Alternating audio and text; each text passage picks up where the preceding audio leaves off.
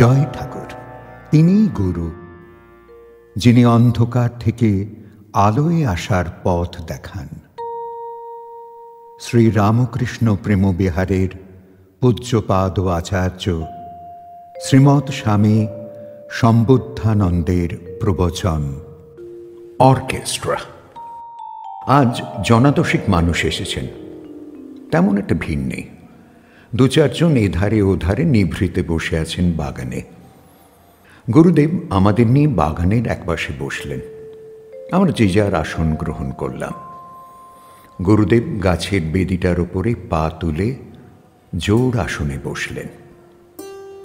একটা নৌকো এসে থামল ঘাটটায়। বেশ কয়েকজন বন্ধু বান্ধব একসাথে নানান কথা জোরে জোরে বলতে বলতে নামলেন। যা কানে এলো তাতে বোঝা গেল কেউই কারোর কথা শুনছেন না, যে যার মতো বলে যাচ্ছেন। এ ওকে চাপা দিচ্ছে, ও তাকে চাপা দিচ্ছে। আমাদের কাছ দিয়েই ওরা বেরিয়ে গেলেন। গুরুদেব বলতে শুরু করলেন, যেন ভগবান প্রত্যেকের মধ্যেই অসংখ্য গুণ রেখে দিয়েছেন। সব একসাথে টেনে বার করার চেষ্টা করতে হয় না। ওতে কোনোটাই পুরোটা হয় না, অনেক সময় সামান্যও হয় না, একটা জগা খিচুড়ি হয়ে যায়। তোমরা অর্কেস্ট্রা বা কনসার্ট বাজানো দেখেছ?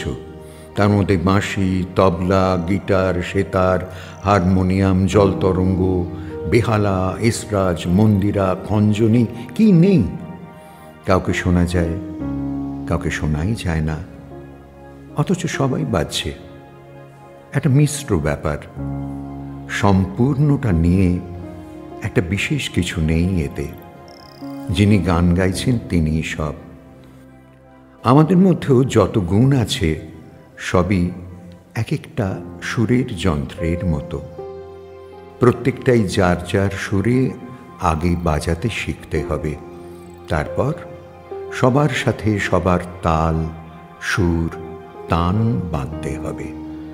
জ্ঞান থাকতে হবে কোন যন্ত্রের আগে কোন যন্ত্র, কোন আওয়াজের নিচে কোন আওয়াজ, এমন অনেক কিছু। যন্ত্র জ্ঞান না থাকলে হবে কি করে? সুর সাধার আগে সুর বাঁধতে হয়। এমন সুরেলা মানুষের বড্ড অভাব। যে যার মতো বাজাবে, তবু শুনবে না। মানুষ একদিক দিয়ে শুরু করে তারপর কোথায় যে যেতে থাকে তার ঠিক নেই। পড়বে, ফুটবল খেলবে, আঁকবে, গাইবে, বাজাবে, নাটক করবে, আবৃত্তি শিখবে, নাচও শিখতে পারে।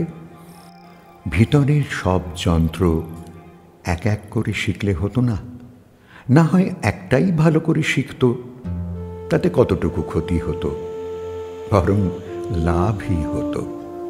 দেখেছি, একটা অন্তর্নিহিত শক্তিকে জাগাতে পারলেই সমস্ত গুণগুলো আপনিই বেরিয়ে আসে।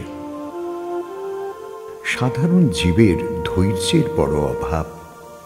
সে চায় সব তাড়াতাড়ি করতে, সব একসাথে করবে, মানুষকে তাক লাগিয়ে দেবে। খুব বোকা গো, খুব বোকা। মানুষ বড্ড স্বার্থপর। এই নেয়, এই ফেলে, এই বড় বলে, এই ছোট বলে। কোনো বিশ্বাস নেই গো, কোনো বিশ্বাস নেই। ওদের কাছে বড় ছোট হয়ে কাজ কি? আমাদের মধ্যে বসে থাকা এক ভদ্রলোক বললেন, মহারাজ, অনেকেই তো একটা কোনো বিশেষ গুণকে চর্চা করেই বড় হয়ে প্রসিদ্ধ হয়ে গেছে।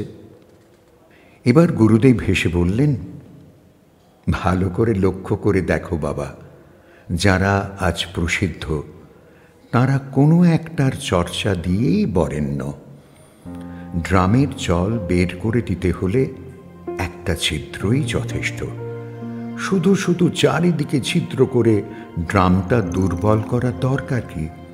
বিবেকানন্দ গান জানতেন, পড়াশোনায় জ্ঞানী, বাগ্মী, রূপবান, অবস্থাপন্ন ঘর, প্রতিযোগিতায় সব সময় প্রথম। বাদ্যযন্ত্র জানতেন, রান্না জানতেন, খুব মিশতে পারতেন, দয়ালু। তবু সব কিছুর পরেও তিনি অধ্যাত্ম চর্চায় মন দিলেন। অবশেষে সিদ্ধি লাভ করে হয়ে গেলেন মহাত্মা। আসলে যে কোনো একটা গুণকে যথাযথ প্রকাশ করতে পারলেই সেই গুণ অপরাপর সমস্ত গুণকেই মাত্রায় এনে সম্পূর্ণ মানুষটাকে একটা পূর্ণতা দেয়। চেষ্টা করতে হবে ওই রকম। সব কিছু নিয়ে এগোলে কোনোটাই হবে না, একটা একটা করে চেষ্টা করতে হবে। যেই একখানা ঠিক ঠিক হবে অমনি বাকিগুলো নিজে নিজেই ভরে উঠবে, প্রয়োজন অনুযায়ী হয়ে উঠবে। এটাই নিয়ম, এটাই ধর্ম, চিরাচরিত। কনসার্ট যেমন অনেক রকম সুরকে বেঁধে একটা সুরকে প্রাধান্য দিয়ে যে যার মতো সুন্দর হয়ে ওঠে, মানুষেরও ঠিক ওই রকম খুব কষ্ট করে একাগ্র অধ্যবসায়, চর্চা আর আন্তরিকতা দিয়ে কোনো একটা গুণকে প্রতিষ্ঠা করতে হবে। তারপর অমনি অমনিই হবে। হাতের মুঠিটা যদি শক্ত করে কেউ আমাদের খুলতে দেয়, তখন আমাদের কাজ যে করে হোক সেই মুঠির একটা আঙুলকে খোলা, তারপর অন্য অন্য আঙুলগুলো অমনি খুলে আসবে। একটা সুতোর গোলা জড়িয়ে গেলে কোনো রকমে তার একটা মাথা পেতে হবে। ওই একটা মাথাই সম্পূর্ণ সুতোর গোলাটা খুলতে সাহায্য করে। এবার গুরুদেব শুরুর কথায় ঢুকলেন। বললেন, দেখলে একটু আগে ওরা সবাই যে যার মতো কথা বলতে বলতে চলে গেল। কেউই কারো কথা শুনছে না, একটা হট্টগোল যেন। আমাদের ভেতরেও অনেক বাসনা, আশা তড়িঘড়ি করতে থাকে। ওতে কোনোটাই ঠিক ঠিক প্রকাশ করা সম্ভব হয় না। সবার কথা রাখতে গেলে কারোর কথাই তো রাখা হবে না। নিজের দুঃখেই অযথাতেই জীবন ভরে যাবে। প্রথমেই গুছিয়ে নিতে হবে।